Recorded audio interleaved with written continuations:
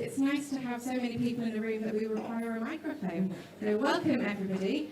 This is our very first, our inaugural University Challenge event. So this is our Hull to Westminster launch. We hope that you have a really enjoyable evening. It's designed to be a lot of fun. It's also not designed for any kind of fire escape. So if you do hear an alarm going off, it's not a drill, we do need to evacuate. I'd like to tell you all where the toilets are as part of the housekeeping, but I've got no idea. They're upstairs. And downstairs. The toilets are upstairs and downstairs. The drinks, which hopefully you all found, are just served through there, and there will be further to come during our half-time interval. So we're going to have two parts to the quiz. We're going to start with the first round. We'll have a quick break with some refreshments, and then we'll move into the second proportion later. The event is being filmed and photographed. If anybody wants a last-minute link, that's probably quite a last-minute thing to say. If anybody wants to share it with anybody at home, then see around the back. And nope. Anybody got any questions before we begin? No, that's true. That's true. We have written the questions. Okay, so without further ado, I would like to introduce your host for this evening, Lord Norton.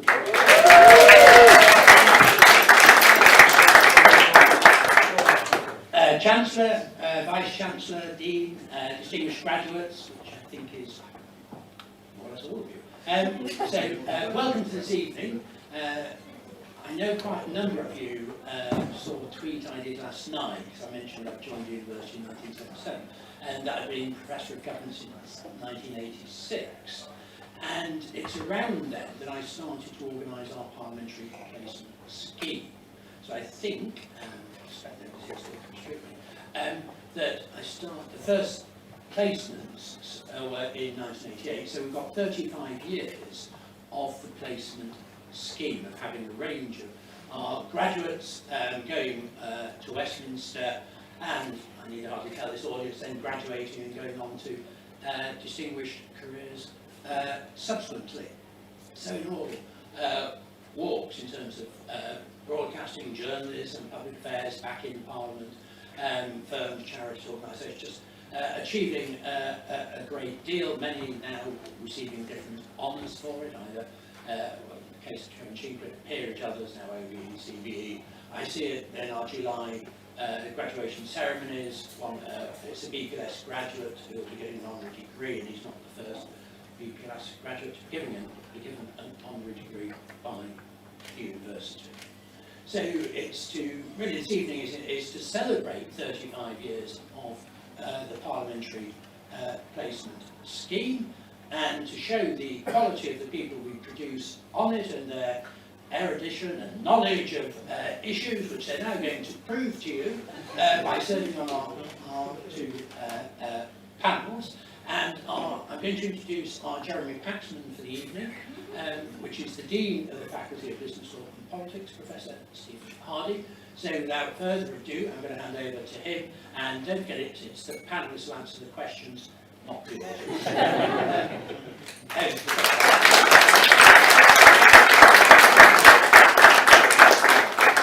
Thank you, Philip. And before I begin, anyone who works with me knows I don't normally need a microphone, so sit at the back. Secondly, I want to say this, that as the Dean of the Faculty of Business Law and Politics, I am always happy to be in London, because every time I walk around the walls of Westminster, I get more waves than most of the Cabinet Ministers. That's because I have an army of students down here, and that's down to Philip's hard work and a lot of other people who are here tonight. So I'd like to thank you all, but particularly Philip, 35 years, what an achievement.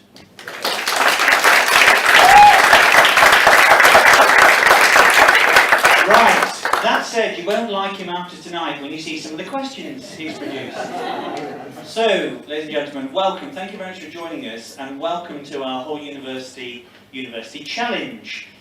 The Vice-Chancellor and I sit every Tuesday in University Leadership Team, and often we feel that we are challenged as a university in the university sector, but tonight it's going to be a bit more about fun.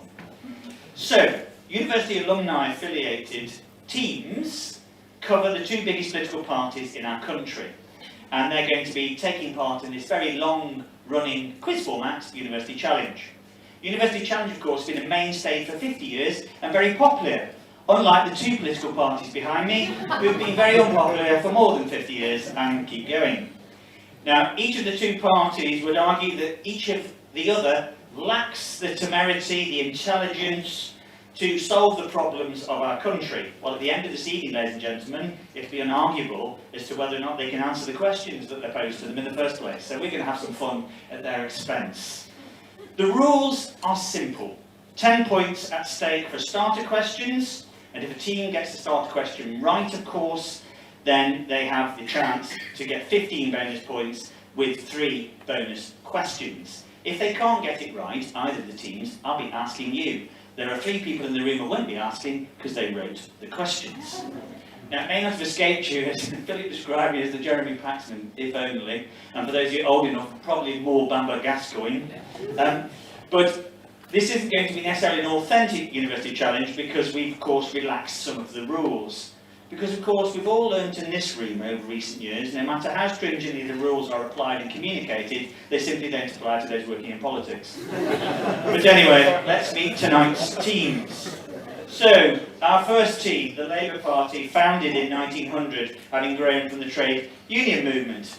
And since then, there's been 6 Labour Prime Ministers and 13 Labour ministries.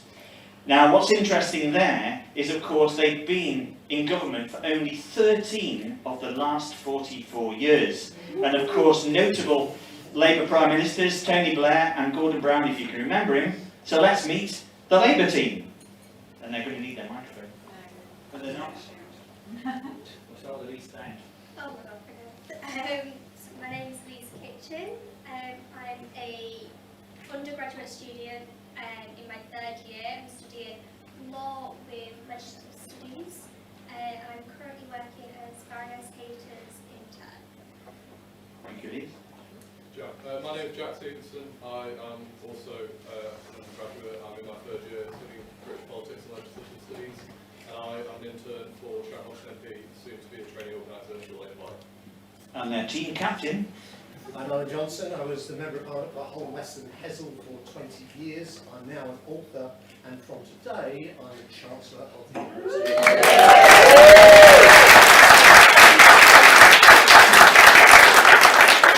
Just so you know, he has a new book out today, but that's a different matter. Mike. Yeah, I'm Mike Craven. I was a student at Hull between 1977 and 1980. Bit of a fraud because I never actually studied under the great Philip Norton, because I did history. My specialist subject was English bishops 1540 to 1547, excluding Canterbury, New York. And I'm currently working as chair of Lexington Communications. Ladies and gentlemen, round of applause for Labour. So can we just all check that you have red lights that flash in front of you, please? So there's...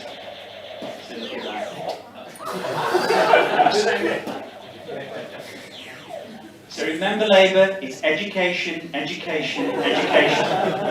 Right, ladies and gentlemen, now for the Conservatives, Team Conservatives. Now, the Conservatives are often simply referred to as Tories, or as Margaret Thatcher affectionately called them, the bastards.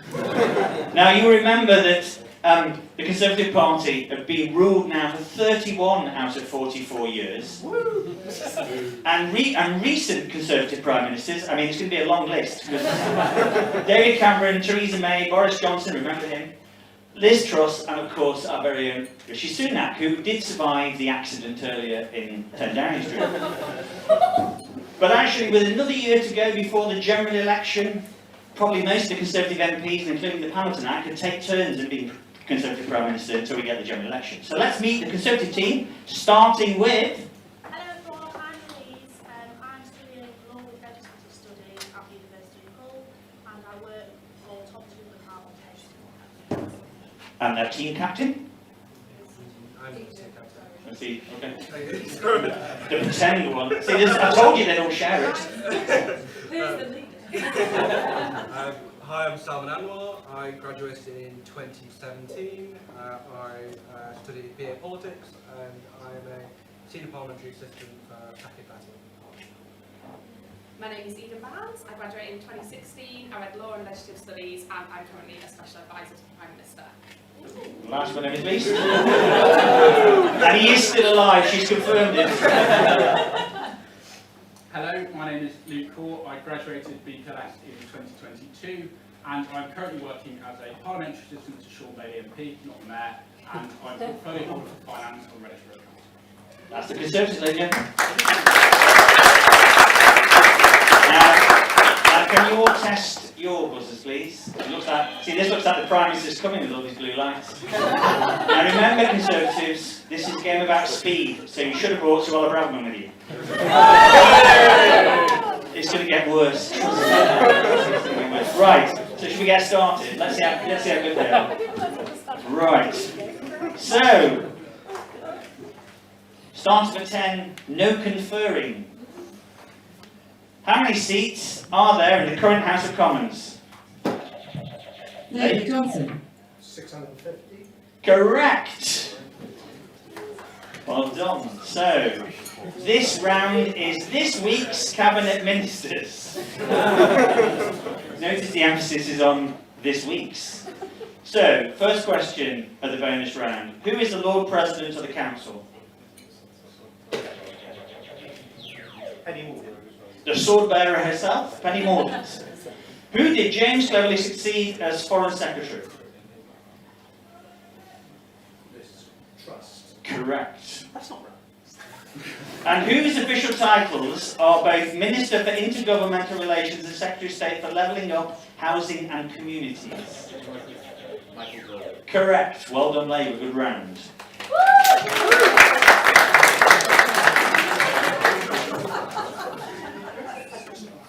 Right. So, another starter for 10. Are we ready? How many Lords Spiritual sit in the House of Lords? 12. No? Going to offer it over to Louise? 13. No? I thought Mike Craven said before he's studying bishops. Yeah, that was the reason. Anyone know the answer? 26. Well done. Let's guess who wrote that question. There is 26, but 24 are bishops and 2 are archbishops. And remember always that the king can only move in one space at any one time. So, next start for 10, no conferring. MPs wishing to resign can apply for one of two posts. Name either. Children departments. Nope. Oh yes, steward of Chiltern 100s, yes. Correct. Who wrote steward first? Right. So Labour, another set of bonus questions. This time, Rishi's favourites, numbers. Yes, you can confirm this. Right. How many justices sit in the US Supreme Court?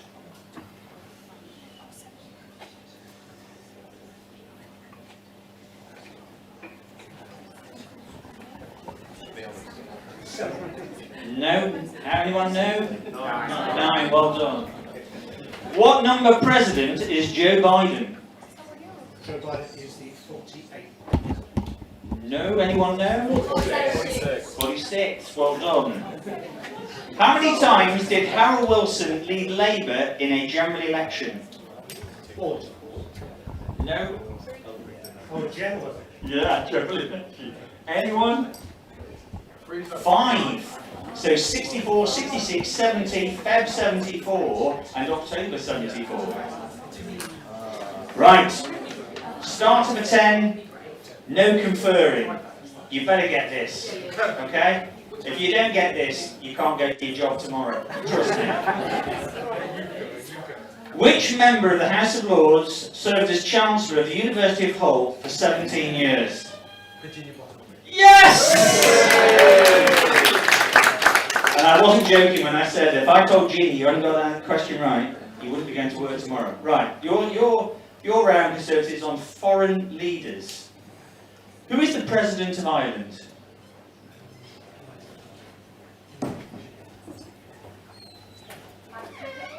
Yes, spot on. Who is the Prime Minister of Canada? That's right. And who is the Chancellor of Germany?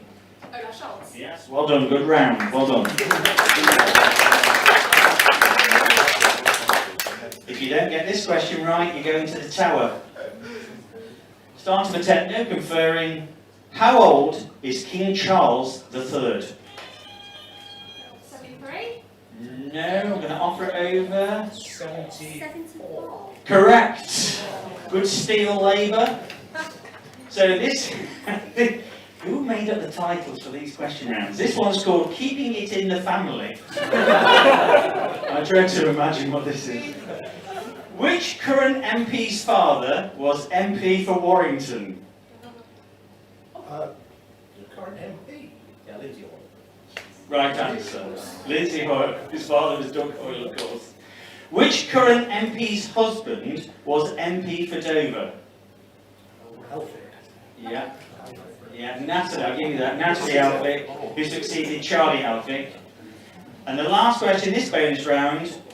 Which high-flying family has two sisters who are current MPs? Eagles. Yeah, Angela and Maria Eagle. Well done, good round. So, the next start of a 10 is a music round. This was not written by Lord Norton.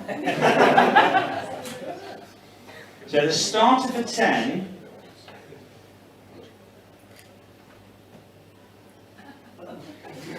the village people are threatening to bring a lawsuit preventing which politician from unauthorised use of their image or they can consider confident. Donald Trump. Correct. So the bonus questions. You're going to identify the US presidential candidate from their walk-on music. Their walk-on music.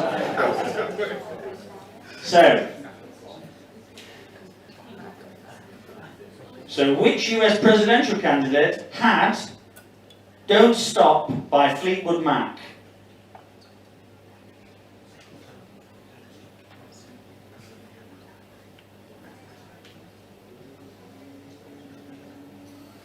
You're going to have to hurry in. Ooh, Obama. No, Bill Clinton. I Won't Back Down by Tom Petty. Which US presidential candidate had the walk-on music of I Won't Back Down by Tom Petty?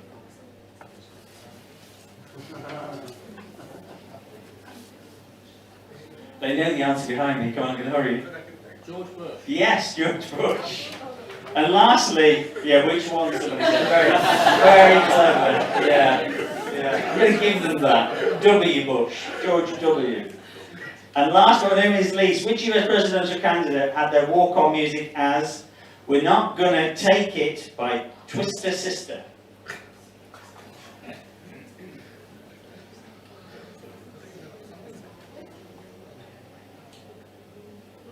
And your answer? Okay. Wrong. Donald Trump. So, next round is going to be a literature round. So starter for 10, no conferring. Who wrote The 72 Virgins, a 2016 novel, and I think the writer just beat you to it. Boris Johnson. Yes, is the right answer. It's terrible. Welcome to Book Club, ladies and gentlemen, with Alan Johnson. Right, so Labour, you've got a bonus round, and again, we're in literature. So identify the British politician from their novel. So, The Devil You Know, a 2003 novel. Would that be Ian Duncan Smith? No. Anyone know? No. Louise Mensch. Right. The next one doesn't require any knowledge of literature, just think of the individual. The Devil's Tune, a 2003 fast-paced thriller.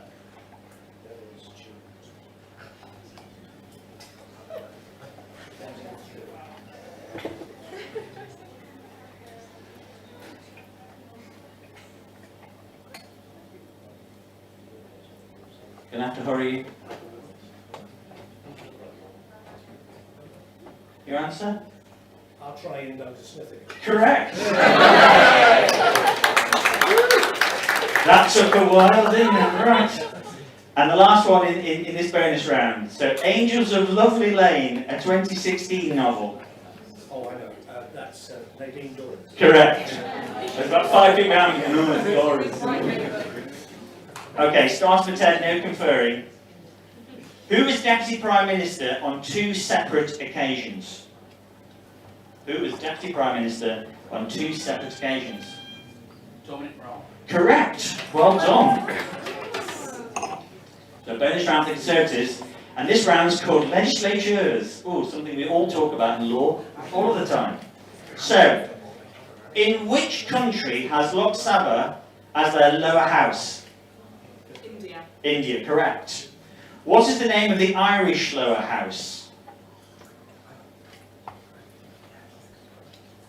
The Darling. It's close, it's the Doyle, but that's close. And last but not least, one US state legislature is unicameral. Which state is it? No idea is not the answer. Maryland. No, not Maryland. Anyone know? Nebraska. Nebraska, well done. Okay. Okay, now we've got to think long and hard about this question. So start for 10, no conferring. How many days was Liz Truss Prime Minister? 44. Wrong. I'm going to hand it over to Labour. 36. Wrong. It was 36, 46, 52, 95. Anyone know? 49, because she had to resign after 44, but she had to stay in 5 days until they found another leader. Remember, the lettuce did longer. Right. Another start of a 10, no conferring. Which Tory MP was accused of winking at Angela Rayner across the dispatch box? Correct. Can I just say to the Conservative team, Dominic Raab cannot just be your answer. So, bonus round. Okay, House of Commons roles. Who is the Deputy Speaker and Chairman of the Ways and Means? You don't have to do it, that's your bonus round. Go on. Anna Lang. Yeah, Dame Anna Lang is indeed the Deputy Speaker and Chair of the Ways and Means. Who is the Chair of the Public Accounts Committee? Meg Hillier. Correct. Dave. Dave. Let's guess who she works for. Every morning she has to say, Jane. So, last question in this bonus round in House of Commons roles, who is the chair of the Standards Committee? And it's not a dame.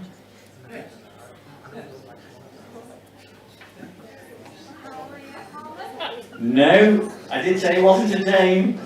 So, anyone know? Sir Chris Bryant. Okay, next starts at 10. History was made in 2022 when Jamie Wallis came out as Parliament's first only openly transgender MP. Which political party are they in? And he's the MP for Bridgend. That's not a question, that's a statement. So, your bonus round is a round on Prime Ministers. So, which Prime Minister was the 14th Earl but served in the Commons?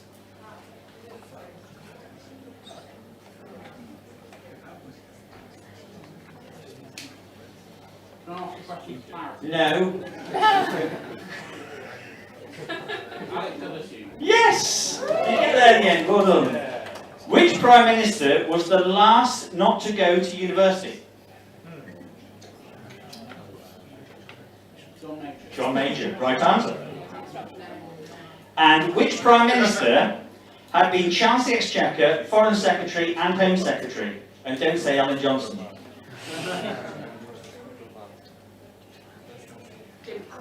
Well done, good round for the Conservatives. Okay. So, starts for 10, no conferring.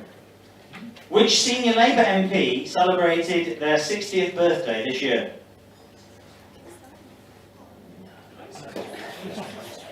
Keir Starmer. Yes, correct. Sir Keir Starmer. Since we're doing that, right, you bonus round. I don't have to call it. He has to call you Chancellor. Right, so, bonus round. Who was the Prime Minister of the UK when it was announced that the Queen had died? Liz Truss. Correct. What is the former Prime Minister Liz Truss's real first name? Lettuce. I could give you that. But what's her first name? They know behind me. Mary. Correct. Mary Elizabeth Truss.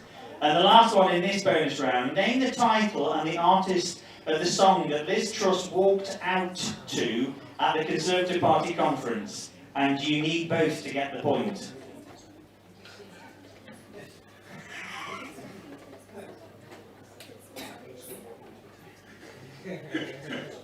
Were you there? That's the question. No. No, so you don't know. Yes! Right. Someone suggested whoever got it right could sing it. Right. So it starts to 10, no conferring. Which Labour MP had to apologise to Jeremy Corbyn after joking that he was senile in the House of Commons? Wes Streeting, absolutely right.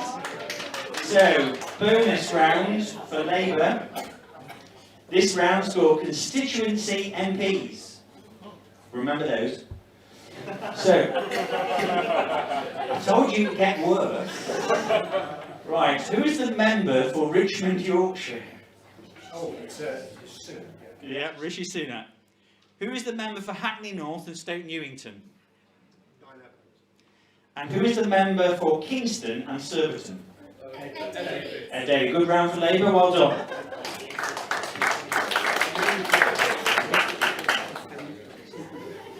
Right. Starts for 10, no conferring. Claims emerged in the Times that Boris Johnson wanted to build a tree house, can you imagine, in the grounds of Chequers for his children. How much was it supposed to cost?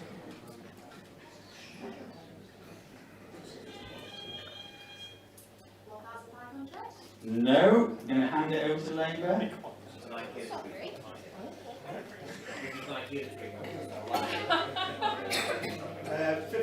It was going to cost us all 100,000. Thank God it wasn't built. Right, okay. Starter for 10, no conferring. Who is the Cabinet Secretary? Simon Case. Correct. Well done. So, here we go. Who has written the titles for these questions? So this round is called Notorious Claims. Trust in politicians has been severely dented in the last couple of decades by a series of expenses scandals. The following have stood out as particularly notorious. Can you name the politician involved with the following notorious claims? So number 1, an expenses claim of 2009 that included 2 pay-per-view porn films. Jackie Smith is the right answer. In fairness, it wasn't Jackie, but anyway, we'll move on from that. £1,645 and no pence for a duck house.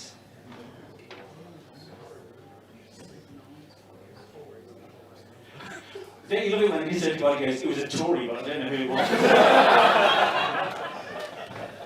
Anyone know? Sir Peter Vickers, absolutely right. And lastly, in your bonus round, £2,000 to clean the moat at Kettlethorpe Hall. Philip Norton.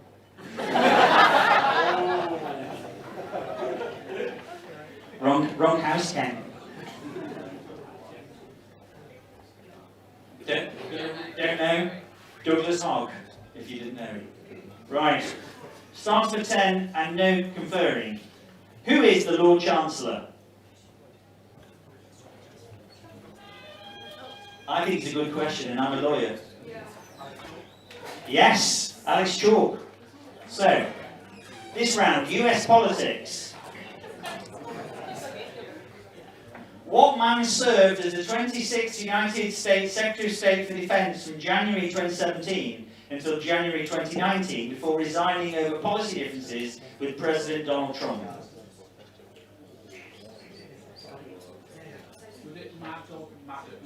No. Anyone know? Jim Mattis, right answer. Well, we didn't, that's not the answer. Did I say give me the nickname? No, I didn't. Right. Next question of the bonus round. What multisyllabic G word is used to describe the practice establishing a political advantage for a particular party or group by manipulating the district boundaries? Now, you should know all about this. Yes! We won't mention Lady Porter in these premises. And last but not least in your bonus round, the No Child Left Behind Act was a US act of Congress that reauthorized the Elementary and Secondary Education Act and was signed into law by what US president? George W. Bush. Correct, George W. Bush. Well done, Steph, it's a good round. So, starts with 10, no conferring. The Commons vote aye and no. What do the Lords vote? Correct. So another bonus round for the Conservatives. When politics meets reality TV. Well, welcome to this evening. Diana Davison and John Farron starred in the celebrity version of which TV show? Go for it. Now there's a confession. Bride and Prejudice. Yes, right. Which ex-politician behaved like a cat in front of a so-called audience in 2006? Correct. Yeah, Rula Lensk is still having therapy for that. And last but not least, of 14 contestants, where did former Labour Chancellor Ed Balls finish in the 2016 Strictly Come Dancing series?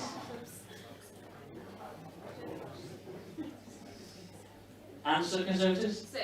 Correct! That was a good guess, but someone did shout on the back, he was 6. Right, start to pretend no conferring. Which newspaper had the lettuce that outlasted Liz Truss? Daily Star, wasn't it? So, your bonus questions. Where are they now? Which former MPs have found their post-Westminster calling in the following roles? Vice President of Global Affairs and Communications at Facebook. Oh, that's Nick Clegg. That's Nick Clegg, that's the right answer. The Commissioner of the Principles for Peace Initiative. Don't know? I would say Tony Blair. No? Anyone know? David Miliband. No? Rory Stewart. Rory Stewart, right answer. And last question in your bonus round, Labour. United Nations Special Envoy for Global Education. Gordon Brown. Correct. Well done, Labour. Good round. So, start to pretend, no conferring. Which country had the first female Prime Minister? Finland. Wrong. I'm going to hand it over to Sotus.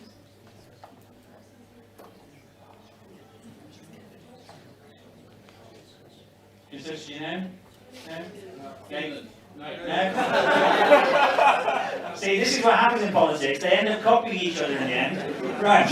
No, it's not Finland. Anyone know? No? No? Sri Lanka. Right answer. Can I just say at this point, if the politicians haven't learned by now, if they listen to the people, they get the right answers. They're wrong. Right. Start for 10, no conferring. In Parliament, in the cloakroom for MPs, why are there purple ribbons attached to their coat hangers? Correct! Penny Mordaunt's is rather large. So this is the last bonus round this half, and we'll give you the scores, because David has been tossing them up as we go, and it's pretty close, but I won't spoil it for David. So, this is very fitting for this to be your round. It's entitled The Oldest and the Youngest. Guess which is which, ladies and gentlemen. Right, excluding MPs who were elected before the Great Reform Act of 1832, who is the youngest MP ever to be elected at just 20 years and 237 days old?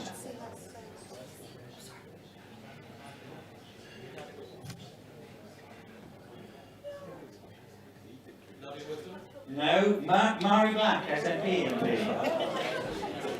Who is the so Lord Norton's now doing his point of order. That's incorrect. Philip, this is not the Lord's. Who is the longest serving MP in the current House of Commons? Peter Bottomley. Peter Bottomley, indeed.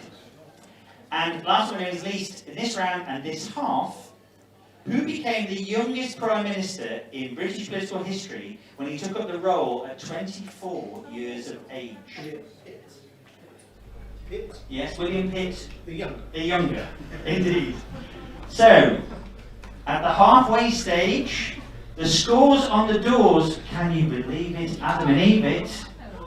165 plays, 165.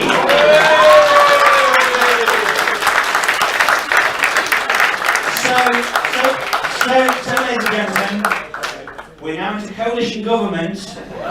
The Lib Dems and the SNP won't know what to do for the next half hour whilst we have a buffet. Before we have a buffet, I thought I would ask you all, as the audience, 3 questions to think about over the actual break.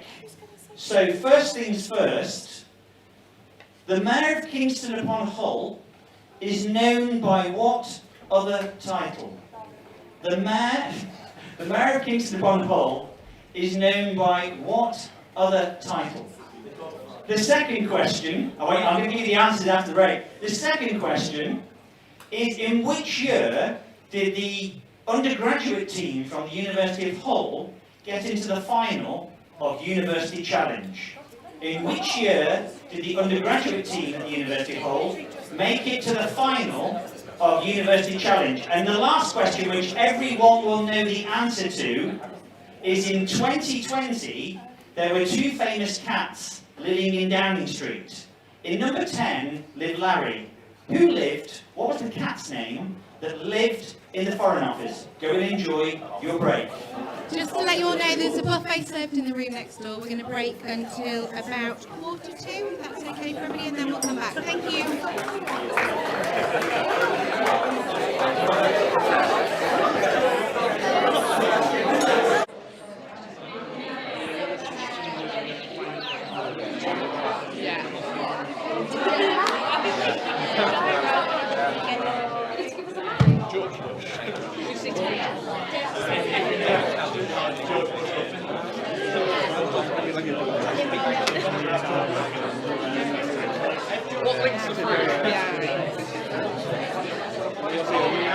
I think we're ready to get started, please, if we can.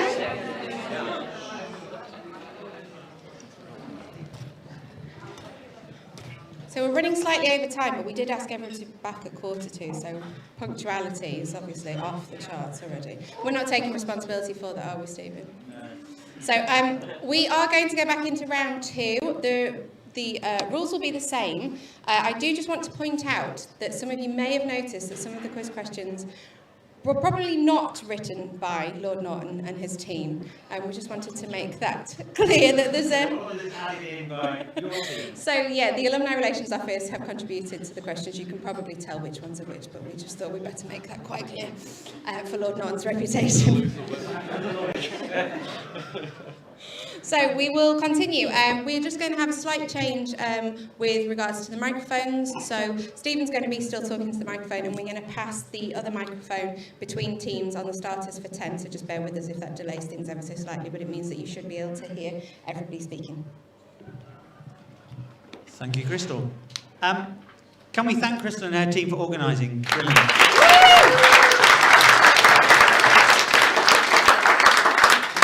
Right, you'll notice they plugged me in, so that's how they can plug me out. But I asked you before the break 3 questions. So the first question was, the Mayor of Kingston upon Hull is also known by another title. What is it? Who knows? Admiral of the Humber. Brilliant. Second question. In fact, the Mayor does have rights to close the Humber. Not that that's ever been exercised. To my knowledge. So, next question was, in what year did the undergraduate team, University of Hull, make it to the final? They did sadly become runners-up, and Bamba Gascoigne described them as the brains of the Humber. What year was that? No? It's a 5, but not a 55. 2005. No? Close. 1975 we made it to the final, and were picked by 20 points to Trinity College, Cambridge. They did give us the land for the university, so let's not be too harsh. Lastly, but by no means least, I asked you about Larry the cat at number 10. What was the cat's name at the Foreign Office? Palmerston. And you will know this because Palmerston was the one that always scared off the actual any visitors coming to number 10, whereas Larry just sat and took the camera photos for social media. Right, so we're neck and neck, ladies and gentlemen. Can you believe it? 165 magically plays 165. So, well done both teams. Remember what I said at the outset? There's only one winner. So, starter for 10, no conferring. Rishi Sunak and Sajid Javid resigned from Boris Johnson's government within minutes of each other, kicking off Boris Johnson's downfall. Which one resigned first? Well, I think that was just there. So hand the microphone over to Conservatives. Sajid Javid. Yes! Sajid Javid tweeted his resignation at 2 minutes past 6, whereas Rishi tweeted his at 11 minutes, 9 minutes difference. So, bonus round for the Conservative team. So, international politics is your round. You seem to get all the politics, international politics questions. So, first question. The 2000 US presidential election was officially decided by a controversial Supreme Court decision following a recount of votes in what state? Florida. Right answer, well done. The ANZUS Agreement of 1951 is a non-binding security agreement between Australia, the United States of America, and what guessable island nation?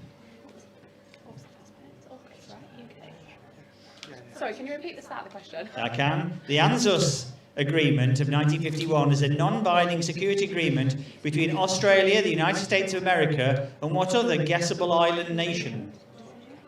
New Zealand? Correct! I think the ANZUS Z was a giveaway. And last in this bonus round, on August 17, 2020, Prime Minister Jacinda Ardern announced that which country's national election will be delayed by 4 weeks? New Zealand? Correct! Bit of a New Zealand round there.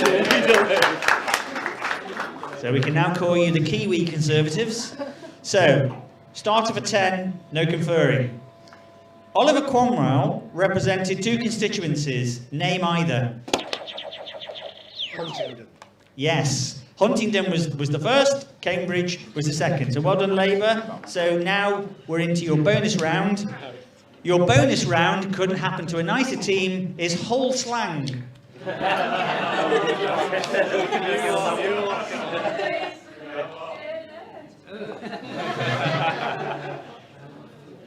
If you were mafting, how would you be feeling? Well, you need the microphone. But you did get the right answer, Lisa. Yes. Don't say it again like that on the microphone. Right. What is a 10-foot? Oh, it's a back alley. It's a back alley, it's a ginnel. Well done. And last one in this round, if you asked someone if they were larking, what would you be inquiring? Are you hanging out? Are you coming out? Correct. Are you playing out? See?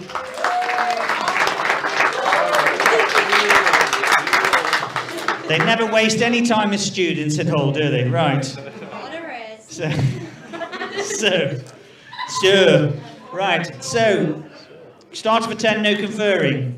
Who is the Shadow Foreign Secretary? David Lammy. Well done, Mike. Okay, another bonus round for Labour on equalities. Section 28, which prohibited the promotion of homosexuality by local authorities, was brought in 1988. But when was it repealed? What year? What year?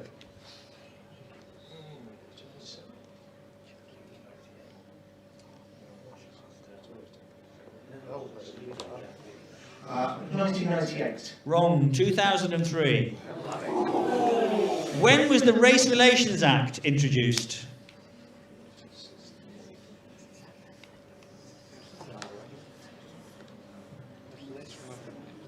Come on, Labour, got to rush you.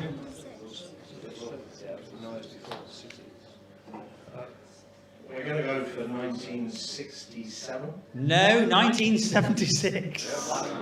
And the last one in this bonus round, in what year was the Equality Act given its royal assent?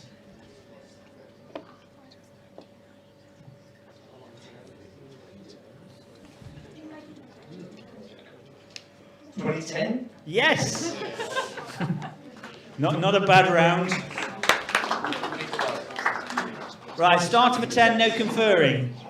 Keir Starmer is called Keir after which former Labour leader?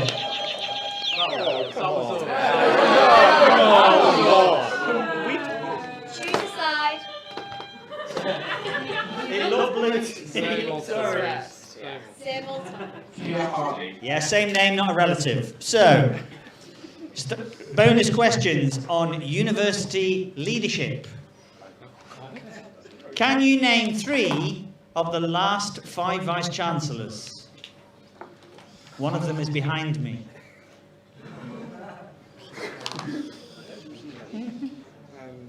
Sam, you're the only one who's going to get this.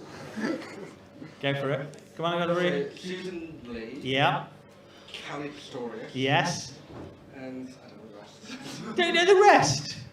Dave is going to be very disappointed.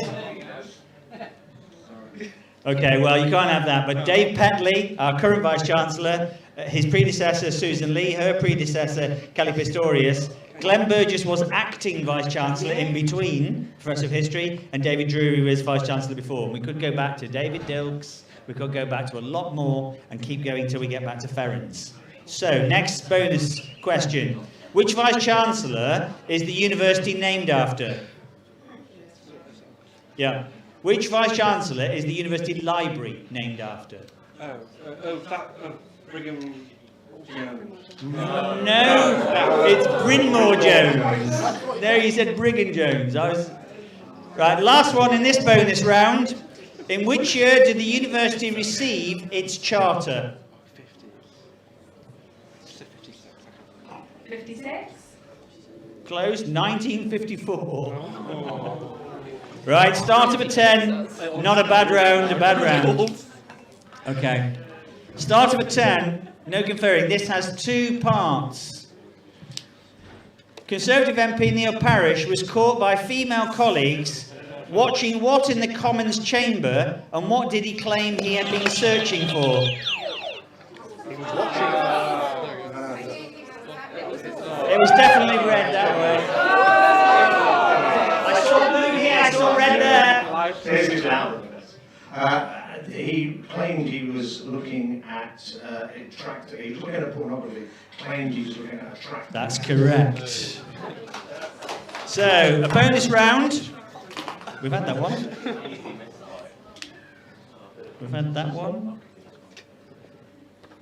Right. Bonus round entitled Team GB. The University of Hull are the official partner of Team GB, but can you name the honorary graduate that won bronze medal in the 1800 metres in Sydney in 2000 and 2 gold medals at the 2004 Athens Olympics? No? Pass? Anyone? Kelly Holmes, well done, Dame Kelly Holmes. Next in the bonus round. How many consecutive gold medals did honorary graduate Sir Steve Redgrave win? He's an honorary graduate. 8. 5. And last one in the bonus round. When did the partnership between the university and Team GB launch? 2020. 2019. Ooh. Okay, starter for 10, no conferring. What is the official residence of the US Vice President?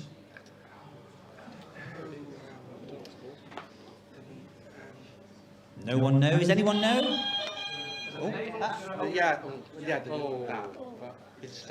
I did ask the audience first. I'll come back with another one.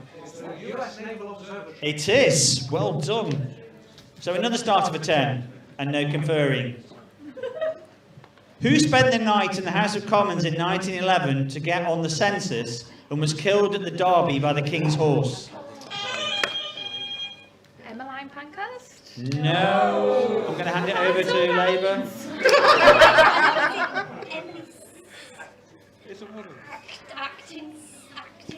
No, Emily Wilding Davidson.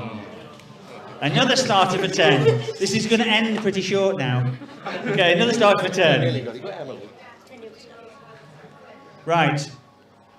Can you name people who were fined over the lockdown busting Partygate? Rishi Sunak. Yeah. Yeah. Boris Johnson. Yeah. Simon Case. No. Carrie Johnson. Carrie Johnson. And one more. Who do you want? One more. Dan Brown, head of physics. Name a lot. Right, hang on. This is taking a really interesting turn. There was more than 5. So you win the bonus round because the only 5 that the Metropolitan Police disclosed. The captain of the Conservative team seems to know more than the Metropolitan Police. Is Boris Johnson, Carrie Johnson, Rishi Sunak, and the former ethics advisor to the cabinet, Helen McNamara. There you go. So your bonus round. So your bonus round, Conservatives, is on nightlife. So, which famous chain recently took over the Students' Union bar at the university? Wetherspoons. Correct. Which which alternative club in Hull serves Pink Pugsies and Pangalactic Gargle Blasters? Spiders. Correct. And lastly, which legendary club was demolished in 2009 to make room for the Hilton Hotel? I know what the Hilton is, but I can't remember. No? Position. No? Does anyone else know in the room? Lexington Avenue. Well done, sir. I can see where you spent most of your nights. Right. Okay. Start of a 10, no conferring. What seat does Theresa May represent? Maidenhead. And? I'm going to pass it across if you don't know the second bit. It's referred to as Maidenhead. Okay. I didn't know there was another more. Maidenhead and? Maidenhead and Bright. No, Slough. So another start of a 10. That's what it says. We're doing another starter. Right. Order. I'm gonna wield my inner Lindsay. Right. Who is the leader of the Liberal Democrats? Sir Ed Davey. Sir Ed Davey. So Labour, you've got now a bonus. It's a different MP. You've got bonus round on famous alumni. Which famous alumnus wrote the screenplay for Sherwood, Quiz and Brexit, a non-civil war? Oh, yeah. James Graham. Correct. Alumna Claire Taylor has represented England in which two team sports?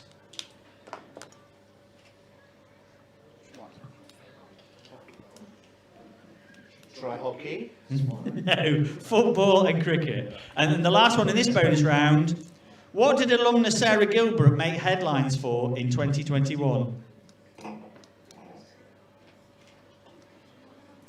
Anyone know?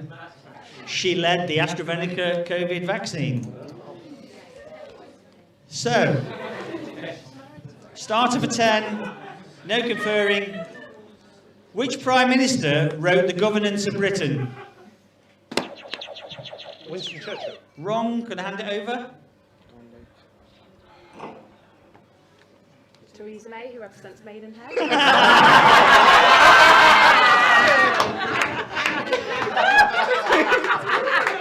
All right. Apparently, there's been such a protest that they get an additional bonus round. Is that not gerrymandering? Yeah, the answer to the other one was the Prime Minister wrote The Governance of Britain, Harold Wilson. None of you got it right.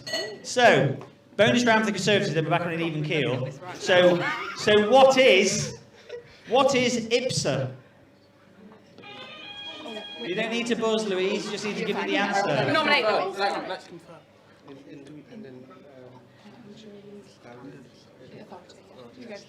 Nominate.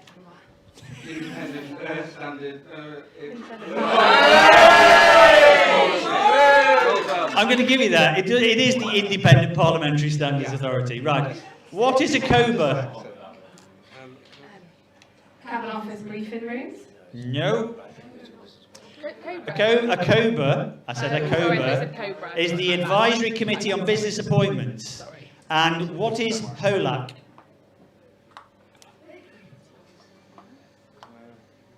Pass.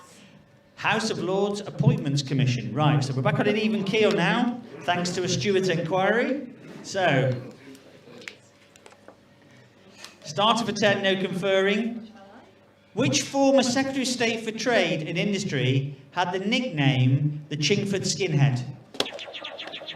Norman Tebbit. Correct, right answer. So Labour now get a bonus round on honorary graduates. Which honorary graduate was the first British person in space?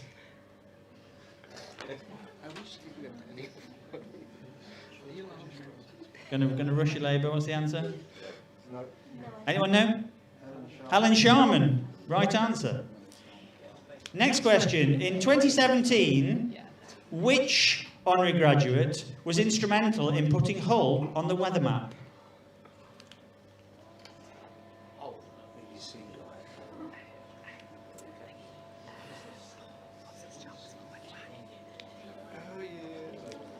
Going to rush you, Labour?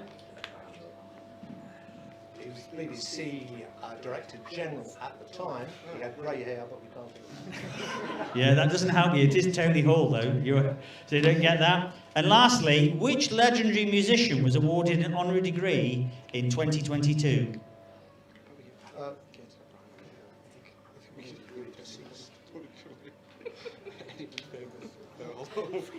Was it Mick Ronson? No, Brian May.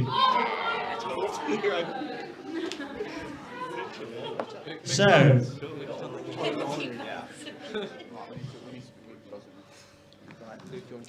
starter for 10, no conferring.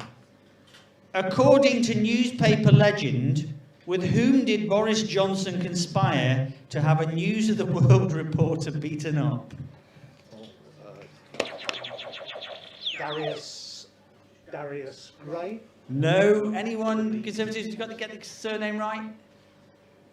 No? Anyone know? Darius Guppy, right answer. So another starter for 10. No conferring. How many submarines does the UK's Trident nuclear deterrent have? 4. Correct, right answer. The Conservative bonus round. And you've got the topic, places of burial.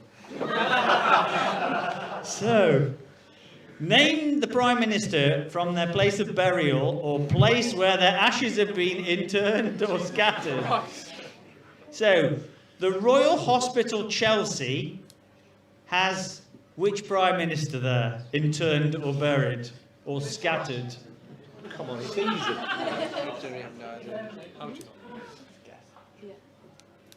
Yes, right answer.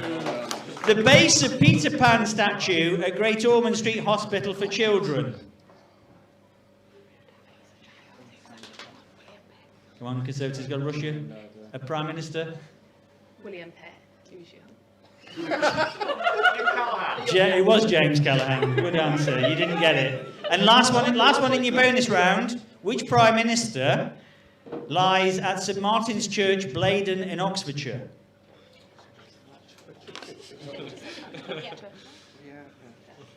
Churchill? Yes, right answer. Not a bad round after all. Okay, so starter for 10, no conferring.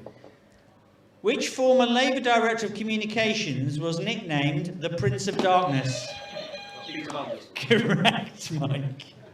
So, Labour, your bonus questions are on the infamous place of Louth, which means that Lord Norton is now barred from answering any of the following questions, and if he doesn't get them right, he's exiled. So, which famous author was the MP for Louth from 1969 to 1974? Geoffrey Archer. Correct. Who is the current MP for Louth and Horncastle? And we have checked that one.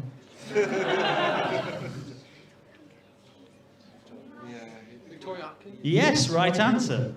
And lastly, in which county is Louth and Horncastle constituency? Lincolnshire. Correct. Good round there. Starter for 10 and no conferring. How many pledges were carved into Ed Miliband's so-called Edstone? 5? No, I'm gonna offer it across. No, too many. Too many. Yeah. Anyone know the answer? 10. 6. You're all wrong. Right. Okay, another starter for 10. No conferring. The 28th of April is known on social media as Ed Balls Day. What did Ed Balls do that led to him having the name after him? He tweeted now. Correct. Well, bonus round for the Conservatives. So your round is historic Hull. The George Hotel on the land of Green Ginger is famous as the home of England's smallest what? Window. Correct. The first siege of Hull marked a major escalation in the conflict between Parliament and who during the build-up to the First English Civil War? Charles I. Correct. And which ubiquitous technology was born 50 years ago in a lab at the University of Hull? LCD. Correct. Well done. A brilliant round for the Conservatives.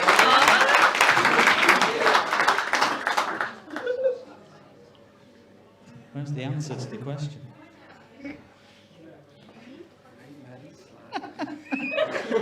They've just given me the question with no answer, so that's not. So we'll move on to another one. Well, I can bin that one for later. Right, so start for 10, no conferring. Which dining club has over the years counted the following as members? David Dimbleby, Gottfried von Bismarck, David Cameron and Boris Johnson. Correct. So Labour, your bonus round is a round on American presidents. See? Fair's fair. So, which American president was born in Hawaii? Obama. Correct. The last US president to die in office of natural causes. Yeah, F.D. Roosevelt. Yep, correct. And lastly, 2 American presidents died on the 4th of July, 1826, both founding fathers. Name either.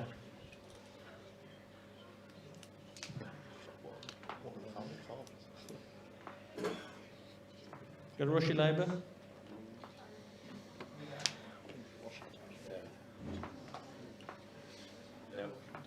No? Thomas Jefferson. Yeah, Jefferson was one of them. John Adams was the other. So that's a good round, Labour. I now have the question and the answer. So, starting for 10, no conferring. Sam Bankman-Fried was the founder of FTX, a cryptocurrency exchange. He allegedly made millions of dollars of illegal campaign contributions using stolen investors' money. Which 2 politicians did he moderate a conversation with in 2020 at a Crypto Bahamas event? Tony Blair and Bill Clinton. Correct! Conservatives bonus round. And a bonus round entitled A Bridge Over Humber Waters. There's obviously a song in that. In what year was the Humber Bridge officially opened? I don't know. I think the answer is it was opened late. That's right. What year was it? 82. Ooh, close. 1981. Oh. Right. Here's one for the scientists. What is the length of the bridge? I'm going to give you some answers. So is it 1,110 metres, 2,220 metres, 3,330 metres? C. Which is... No. That couldn't have been said in a more Humber accent. No. But no is the right answer. It's 2,220 metres. Last one in your bonus round, Conservatives. How much would it cost you to cross the bridge on a motorbike? It's free. It's free, right answer. Don't say you don't get anything for nothing in Hull. Right, start of a 10, no conferring. Who is the Chief Justice of the United States of America? John Roberts.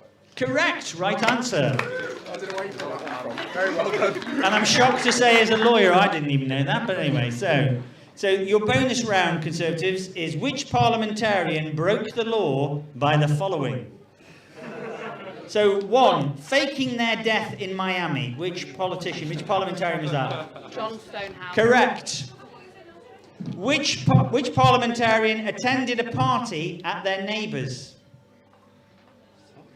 Rishi Sunak. Correct. She will be at work tomorrow, I can assure you.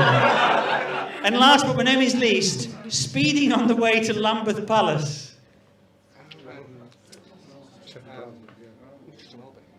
Justin Welby. Yeah, I'll accept that. The Archbishop of Canterbury. Yeah, absolutely right.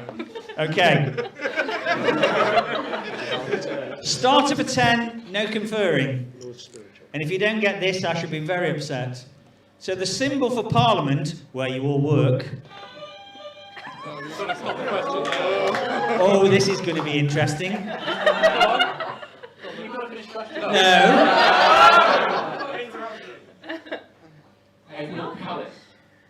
Is the right answer!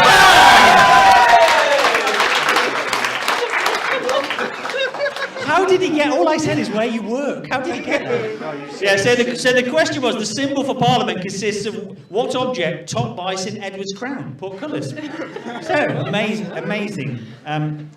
Right, so, bonus round, it's another round of equalities.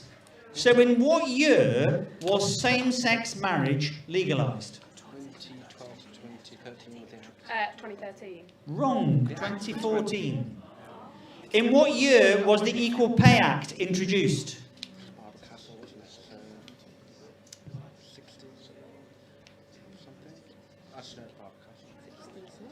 Gonna rush your Conservatives? Answer 64. Okay, no, 1970.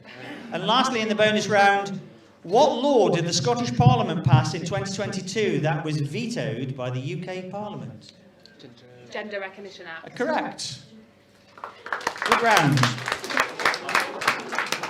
Okay, starter for 10, no conferring. In what year did George VI die?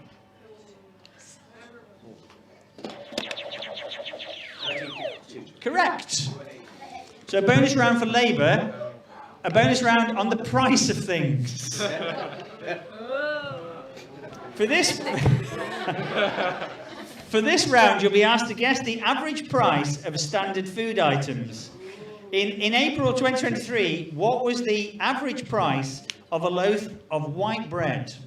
23. Yeah. 2023. £1.20? Yeah, and it is to the nearest 20p, so that's right. 1.39. See, obviously, you're just living on bread, Elise, aren't you? I can tell. You need more, better wages. In April 2023, what was the average price of a pint of pasteurised milk in the UK? Again, 10p either way here. So close as 20p. Got a rush your Labour? Pint of milk? We'll say 70p. That's good, 68 is within 10p, so it's fine. In April 2023, what was the average price of a 250-gram packet of tea bags? Yorkshire tea, of course. No other? It's like £4.35. No, and this was within a range of 20 pence, and it's £2.50. So, starter for 10, no conferring. In what year was the 1922 committee set up? 1923. Correct, and you can buy Lord Norton's book on it in September. So Conservatives, you now have a bonus round on Prime Ministers and their laws. You're going to name the Prime Minister from the law that was passed during their term of office. So, name this Prime Minister that saw passed during their office the act that saw the abolition of slavery. Name the Prime Minister.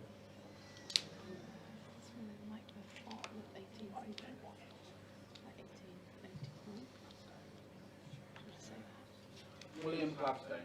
No? Anyone know? William Grenville, as in the first Baron Grenville. Which Prime Minister saw the law that gave women electoral equality with men?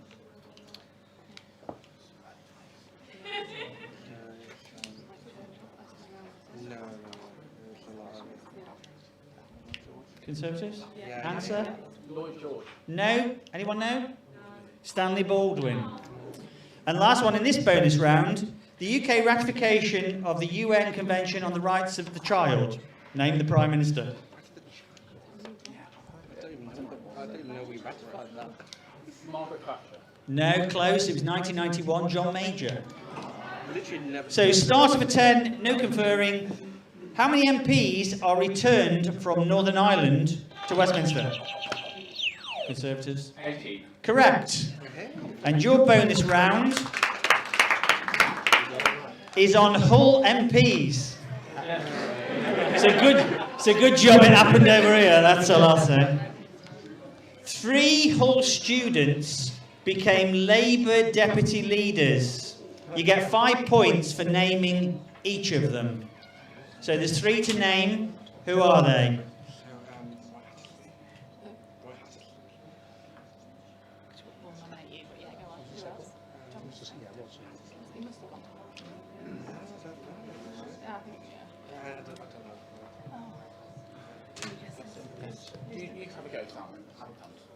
So Roy Hattersley was one.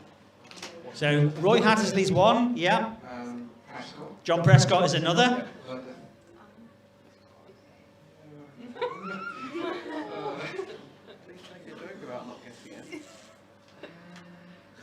No? Okay, well, you get 10 points, not bad. Anyone else know who?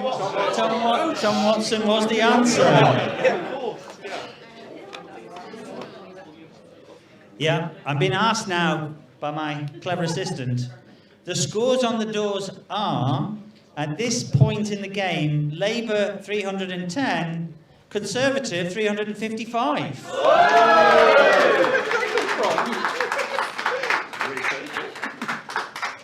Right. As they say, things can only get better. Right. So, which General Secretary of the UN died in a mysterious plane crash? This is a rather difficult question. Which Secretary General of the UN died in a mysterious plane crash?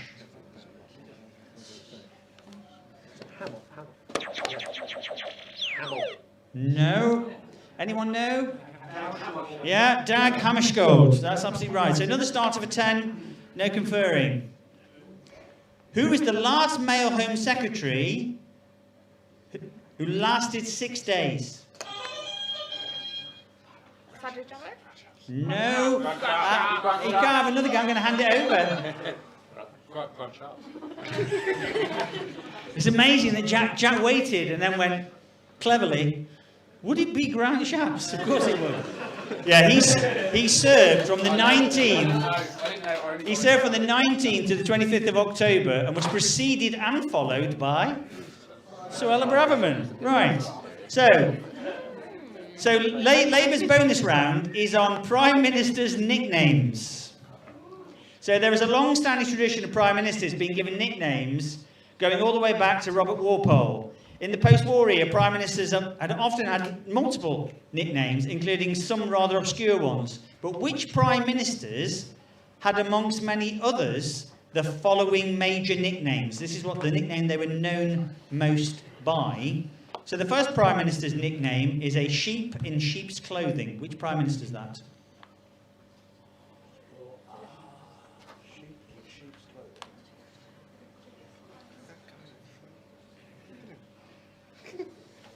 Labour answer? John Major? No, Clement Attlee. Which Prime Minister's major nickname was the pig?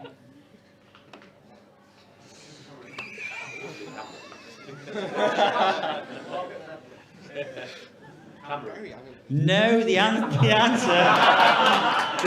was Winston Churchill, because Clementine called him the pig, so everyone called him the pig. Lastly, but never least in this round, which Prime Minister was nicknamed Attila the Hen? Oh, Margaret Thatcher. Correct. So, start of a 10, no conferring. Who is the leader of the SNP in Westminster? Stephen Flynn. Stephen Flynn is the right answer. So bonus questions now to Labour team. Hull delicacies. What is the name red salt you will find on your chips at every Hull takeaway? Chip spice. Chip spice, correct. And what is the main ingredient of a patty? It's potato. It's potato. It's potato. Correct. And lastly, which herb is used to give it its distinct flavour? That is the patty, of course. What, the patty? Yeah. Which herb is in the pate? Yeah, I was going to say sage. Sage, well done. Good round. So start of a 10, no conferring. The Irish Prime Minister is known as the Taoiseach. Spell Taoiseach. Can I just say, this is the first time I've seen Mike Craven flustered, because he knew the answer, but he can't spell it. T-A-I-S-E. Wrong! Wrong! Conservatives want to have a go? I believe. T. I. Wrong! T-E-A-S. Right, yeah, T-A-O-I-S-E-A-C-H. It's a hard one. Right. Okay, starter for 10. No conferring. Chris Pincher resigned as the Deputy Chief Whip in June 2022, saying he'd embarrassed himself. What had he done? He'd fondled some people, which wasn't unusual for people at the time, but he got done. Can I say, Alan, that's the most politically correct I've ever heard you speak. In fact, he groped 2 men at the Carlton Club. But in your words, he fondled some people. Right answer. So, talking of unparliamentary language, that's what your bonus questions are on. So, there is no hard and fast list of unparliamentary words set down in the rules of the House, but breaches depend very much on the context in which the word is used. You all know this. Nevertheless, some of the following have been deemed unparliamentary. Please answer banned or not banned to the following unparliamentary words I'm going to give you. So are they banned or not banned? First is git. Banned. What do we think, people? No, it's banned. Right answer. Next unparliamentary language, pipsqueak. Not banned. What do we think? It's banned. And it was last used by a Hull graduate, Tom Watson, in reference to Michael Gove. Last one, banned or not banned, bed swerver. Not banned. Banned or not banned? It's neither, because it's false. It's never actually been used. So, trick question. Right. Starter for 10, no conferring. And I am going to give you the answers. You've got to pick one of the answers. Okay? For how long was Michelle Donlan the UK's Education Secretary? I'm going to give you the answers. Yeah, but we've got it. We don't need to. We've got it. Well, no, you need to read out the answers. No, without the answers, since you buzzed in. 6 days. No. Conservatives? 1 day. Right, you all got it wrong. So I'm going to ask the good electorate. So, is it 36 hours, 48 hours, or 72 hours? 48. 36 is the right answer. So, starter for 10, no conferring. Tory MP Conor Burns was the subject of a barbed tweet from which Spice Girl? Scary Spice. Is the right answer.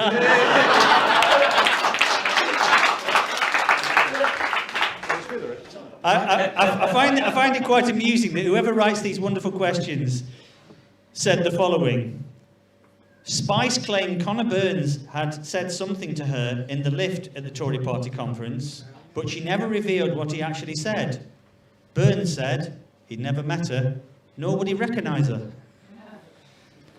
So, bonus questions. Bad behaviour in the House of Commons.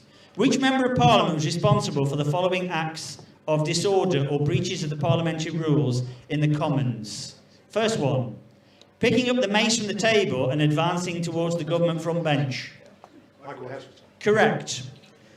Striking Junior Minister Clinton Davis with the House of Commons order paper.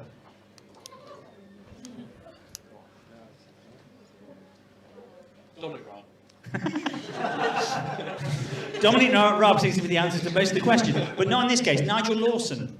And lastly, refusing to withdraw an assertion that the Prime Minister had misled Parliament over lockdown gatherings in Downing Street.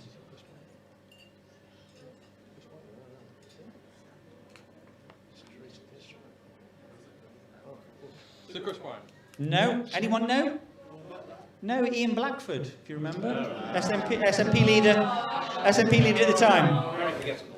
Right, starter for 10, no conferring. Former Health Secretary Matt Hancock had the whip withdrawn from going on an ITV's I'm a Celebrity show. Critics said he just went in to promote his book. What's the title of the book? The Lockdown Diaries. No. Conservatives, do you know what it is? No? Anybody? Pandemic Diaries. Okay. No one booked that. Yep. Okay. I love having an assistant. They tell you what to do. Right, so last starter for 10 before we look at the scores and then have a fast round. I thought it was fast enough already. Who is the governor of Florida? Conservatives? Ron DeSantis. Yesterday announced his bid for the White House. So your bonus questions before we do a check on the scores is about whole music. So name the band associated with each of the following musicians. So you're gonna have to name the band associated with the musician. So the first musician, whole musician, Tracy Thorn.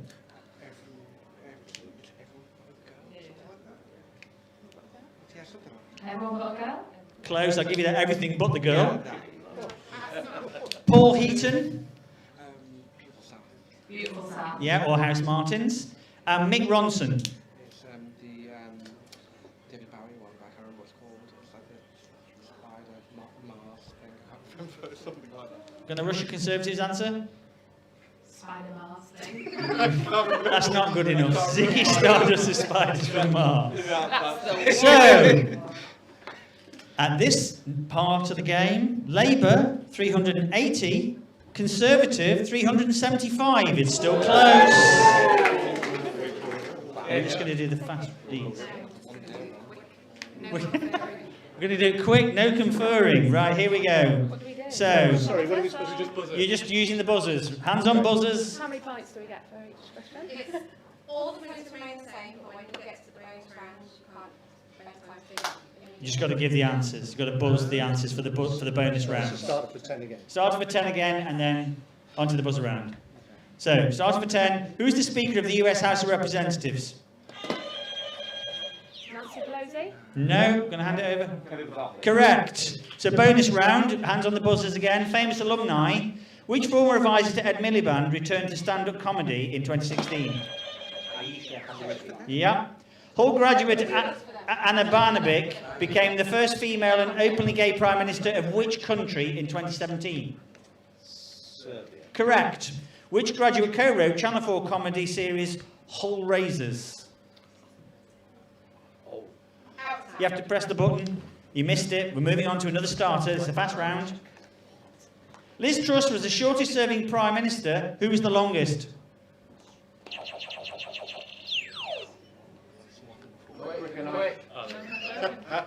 Right, another one. Another starter for 10. Who defeated Bolsonaro in the recent Brazilian elections? Lula. Yeah, Lula. So, buzzers ready, Conservatives, for your quick bonus round. So, there's a long history of political censorship in question here. So, you've got to get...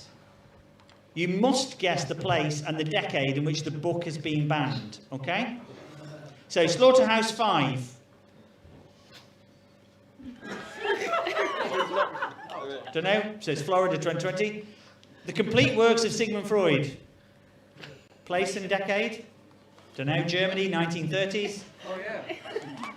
Lord Horror by David Britton. China, 1990. No, UK, 1990s. Okay, another starter for 10.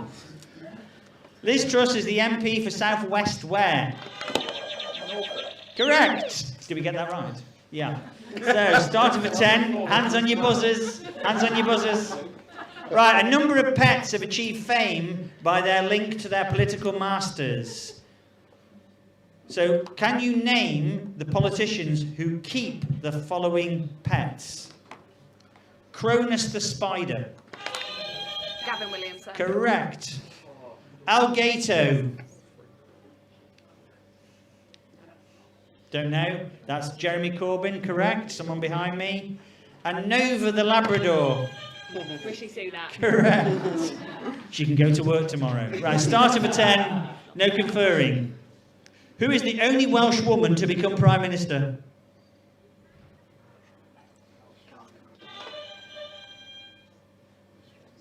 She did the speech in Australia, the misogyny speech. And Too late. Answer? Julia Gillard. Well done. Starter for 10. No conferring. Who is the Lord Speaker?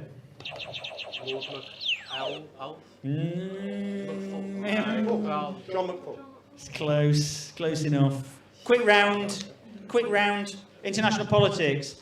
What O term simply means government by the few, but is often used to describe corrupt rule of a nation? It's there, bonus round. Did he get it wrong? They got it wrong. They didn't, they got it right. answered it, yeah? Go on. Which O stands for government, but is often used for corruption? Oligarchy. Oligarchy. What is the political and legal term for the act in which one jurisdiction delivers a person accused or convicted of committing a crime from one country to another country? Extradition. Extradition, right answer. And last one in this bonus round. What nation has the world's highest minimum wage at £21.38 per hour? Sweden. No, Australia. They did get them 4 right. Right. So, we've got one starter for 10 left. So this is your last starter for 10. Kwasi Kwarteng announced a disastrous mini-budget that triggered the downfall of Liz Truss's government. But which game show did he appear on at the age of 19 that saw him make headlines in the press? University Challenge. Correct. Apparently on that occasion, Kwasi said, when Jeremy Paxman asked him what his answer was, "Oh fuck, I've forgotten." He was obviously already auditioning to be Chancellor of the Exchequer. So, your last bonus questions, and it is hanging in the balance. So, no pressure, Conservatives. The scores are Labour 420, Conservative 415. We need two. No, this is the. So you've got to press the buzzers. Bonus questions. Sign here. What was signed by, among others, Benjamin Franklin, Samuel Adams, and Thomas Jefferson? The Declaration of Independence. Yeah. What was signed by, among others, Oliver Cromwell, Joseph Bradshaw, and Gregory Norton? Anyone know? Death one to Charles I. And lastly, your last bonus question. What was signed by Tamasanga Chanti? I'm sure it's fine. What thing? Time. Any letter he wrote? Wrong. Nelson Mandela's funeral rites. What? That's niche. So, Was it draw? tiebreaker. Who would have thought it? And can I point out as a lawyer, we didn't even rig it. So, 420 plays 420. So everyone, hands on buzzers. There's going to be 3 questions. And they're on the best topic of the evening, American vice presidents. So let's not help them this time. So, whoever buzzes first gives the answer. If they get it wrong, someone else is going to buzz. I'm going to give them the opportunity. 3 questions.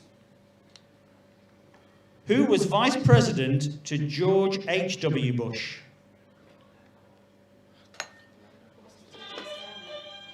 Dick Cheney.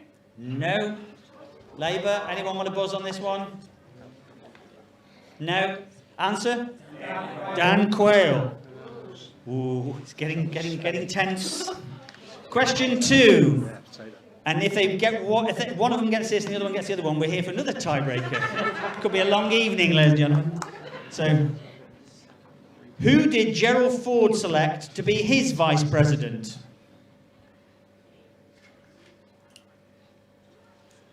Conservatives, Labour. No one knows anyone? Nelson Rockefeller. Is it feeling tense all of a sudden? Last question of the evening determines who wins tonight. Who was President Obama's vice president? Correct!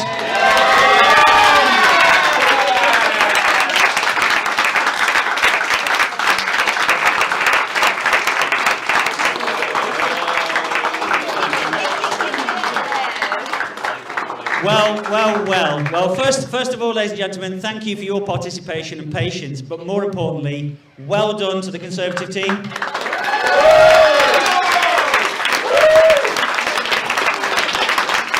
And I've said it once to Labour already this evening, things can only get better.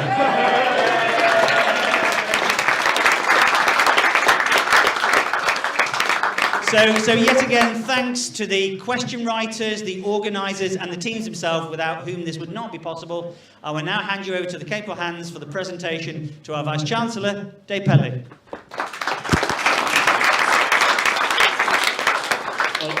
Thank you very much indeed, and it's been a fantastic occasion. So congratulations, commiserations. I mean, it couldn't have been closer, could it? Just thank you also to Stephen. I've come to the conclusion that he actually has a second career. Not only is he Dean of the University, but he also is busy in the evenings at the Working Men's Club across Hull as a stand-up comedian and compere, I think. So congratulations for that. Absolutely brilliant. So I think we have prizes, and actually we have prizes for everyone.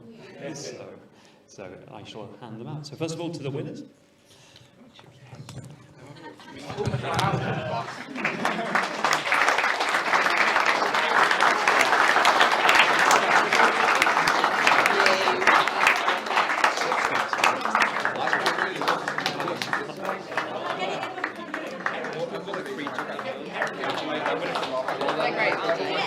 Whenever I go home, I bring some with me.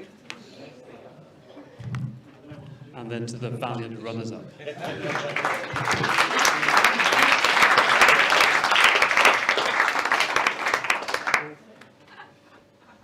Thank you.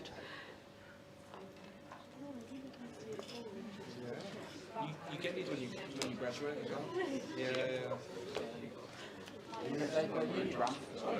Yeah, it's literally sponsored.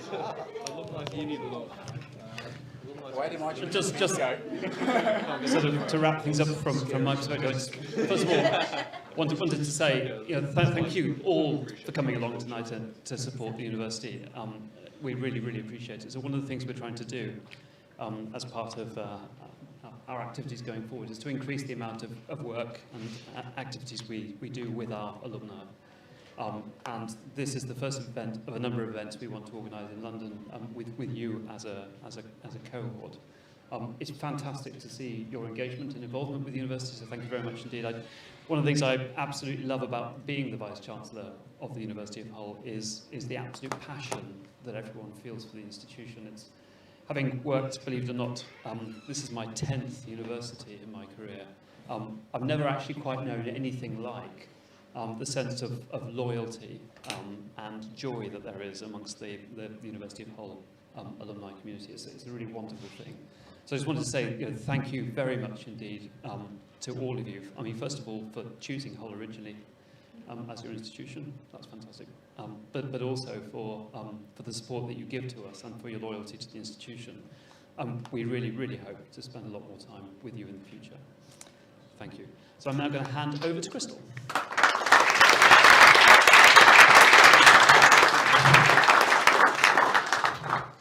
Thank you, everyone. Yeah, just a thank you on behalf of our team as well as the Alumni Office. We really do get a real kick out of spending time with you, and thank you for coming and engaging with us at events like this, and we hope to continue seeing your faces. But for this evening, what we'd like to do now is just, he's there. I'd like to introduce Ken, who is another graduate of ours, a 1983 graduate who has got a very important message for you all. Thank you.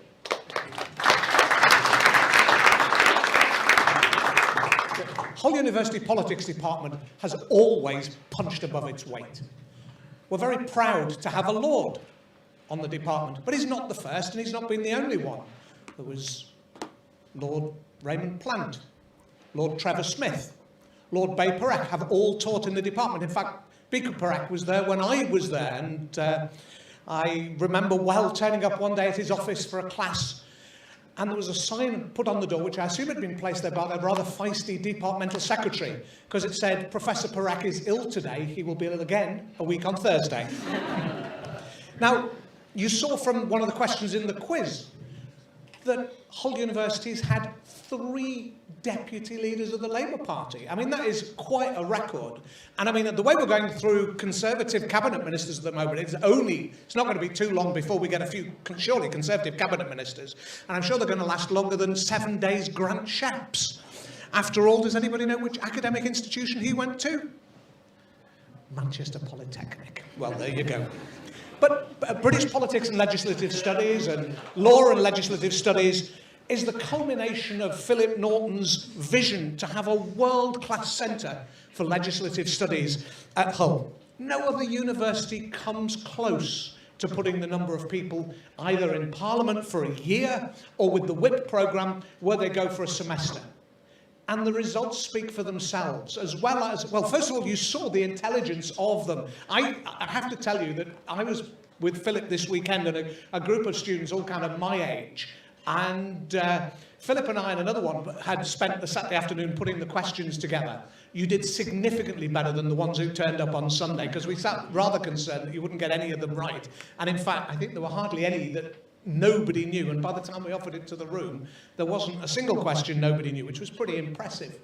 But you look at where people have gone. Yes, they've gone to top jobs in the public sector and the private sector, and you look in politics, we've got people in number 10. We've got people working as assistants for peers, assistants for lords. We've got people who are MPs, we've got people who are lords, we've got people in the civil service. Wherever you go across government, you will find in different ways people from Hull. I think that's why people sometimes talk about the Hull Mafia. And I don't know if you've worked this out, but if there is a Hull Mafia, then Philip is the Don. Well, somebody groaned. How dare you? I mean, let me tell you, jokes about Hull and mafias are not easy to come by. In fact, I couldn't find any, so I thought I would use ChatGPT. So I said to ChatGPT, write me a limerick about a Lord Norton and the Hull Mafia. There once was a mafia from Hull, led by bosses who were rather cruel. Okay, so it doesn't rhyme, but go with it. They crossed paths with Lord Norton, a politician important. So that's two lines that haven't rhymed, but whatever. They crossed paths with Lord Norton, a politician important, but he bribed them and now they're his tool.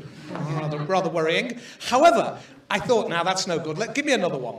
So I do have a second. It said, with a monocle perched on his eye, Lord Norton gives orders on high. So they've obviously met him anyway, if nothing else. He says, bring me the loot, or else I will shoot. And trust me, you're certain to die. I think it's fair to say that there may be many jobs put out of work by ChatGPT, but poet isn't going to be one of them. And the limericks are misleading. There is no loot. There's no special funding. It's getting financially tougher for students. We're seeing students from poorer families either sign up and then say they can't take advantage of the chance to go to Westminster, or increasingly just not signing up for the programme at all. The statistics show that over the last 10 years, the average family income of students doing BPLS and LLS has increased far faster than wage inflation. If we're not careful, this is soon going to be a degree for the rich. But the vision isn't that. It's to offer anyone who's got a passion for Parliament and for politics, and they can get the grades, a unique and potentially life-changing opportunity to work in Parliament. It would be a real loss if suitable candidates didn't get that opportunity for financial reasons. I served 4 years on the Speakers Committee for IPSA. I was glad somebody knew it was the Independent Parliamentary Standards Authority. I served 4 years on the Speakers Committee. We spent the whole of the time trying to persuade IPSA to fund placements like these. They just weren't interested. The students have to find the money themselves. Now, the Alumni Office were very clear in their invitation. This was a fundraiser. And we want everyone here who's not a current student, so those of you who are current students, you're not on the hook, that's next year. And we want you to think what you could contribute to ensure we keep access to this wonderful course open to anybody who should be here. Just £5 a month, particularly if you're a taxpayer, and we can add that nice gift aid that nice Mr. Jeremy Hunt adds on, that'd give us £75 a year. A one-off donation of £600 would give us with gift aid £750, but it's better than that. Because if you're a high rate taxpayer, you get £150 off your tax. So when you've only paid £450, the student still gets £750. So On your seat, there was a leaflet. Pick it up. Don't be shy. And on it, there's a QR code. And the idea is that you scan the QR code and it takes you miraculously to the giving page, where you'll get the chance here and now, before you go out of this room, to make your donation. Don't say, oh, I'll do it when I get home. We all know you won't. You'll forget. You'll put it on that pile of things you mean to do and discover it in 6 months' time and say it was too late. Well, it wouldn't be too late, but we'd like you to do it tonight, because every penny that will go towards providing bursaries for students from Hull to live in London and work in Parliament. Now, the alumni office said to me, you've got to make your pledge public to start things off. So I'm going to donate £1,000 to the programme. I mentioned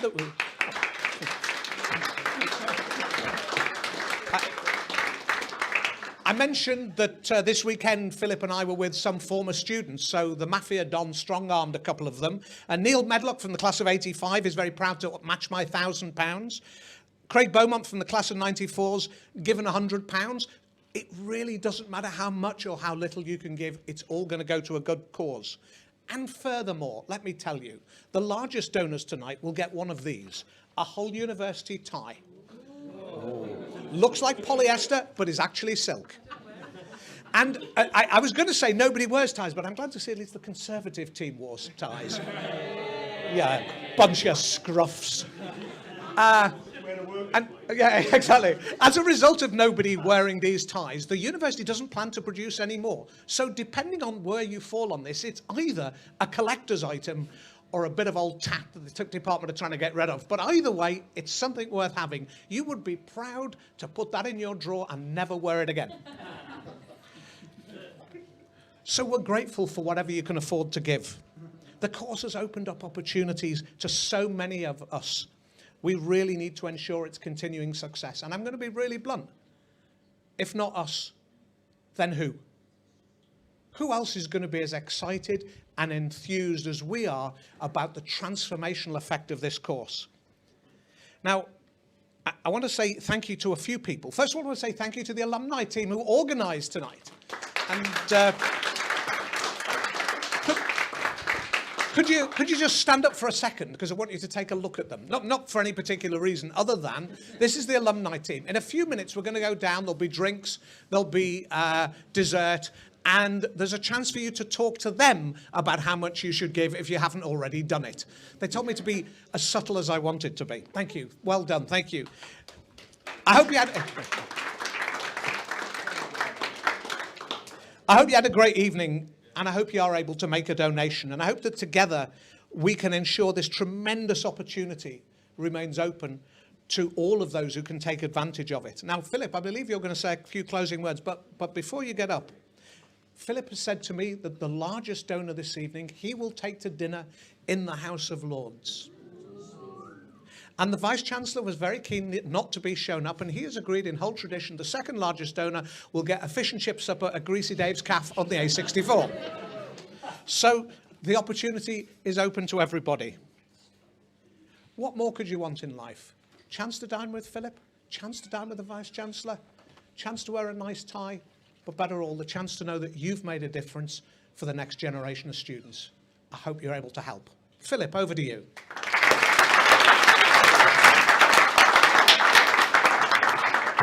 Right, thank you very much, and just to reiterate my thanks as well to everybody for coming this evening, and just to reiterate the uniqueness of the programme itself. It's unique because of the so Hull has long recognised the value of experience-based learning decades before others have suddenly realised its importance. So we've really been at the forefront in delivering, and we're at the forefront that the degree itself remains unique. We actually had a check done of every single higher education institution in the country to see what their placement programmes were. There is nothing that is the same as what we deliver with the parliamentary placement programme, so it is truly unique. I'm not going to say very unique for obvious reasons, because it's either unique or it's not unique. So it is a unique programme. So we've been going for 35 years, and with your support and putting your hands in your pocket, we intend it to carry on for at least the next 35 years. So it's a celebration not only of what we have achieved, but it's a recognition of what we'd like to achieve with your support. So thank you all very much indeed.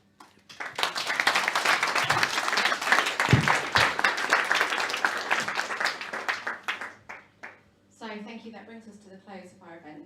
And just to make it clear as well, we are not relying solely on the people that are in this room to fund this programme. This is a project that the Alumni Office feel very passionately about. This is something that we're going to be working very hard on over the coming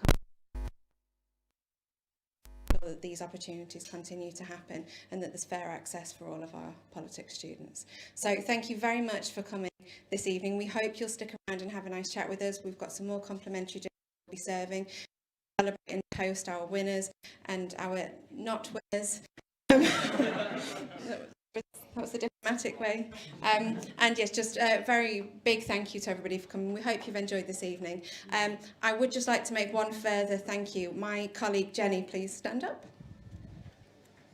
A lot of you in this room will recognise Jenny. She's been in my office for a very long time. She is moving to another department in the university, so we're keeping hold of her, but unfortunately not in this capacity as she is. So this is Jenny's last London event. I just wondered if you close would join me in saying thank you for everything you've done for us.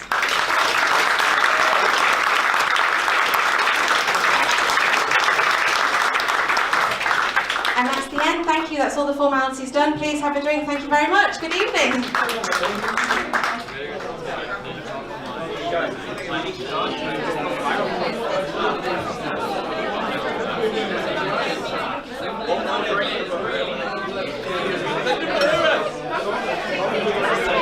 Your face is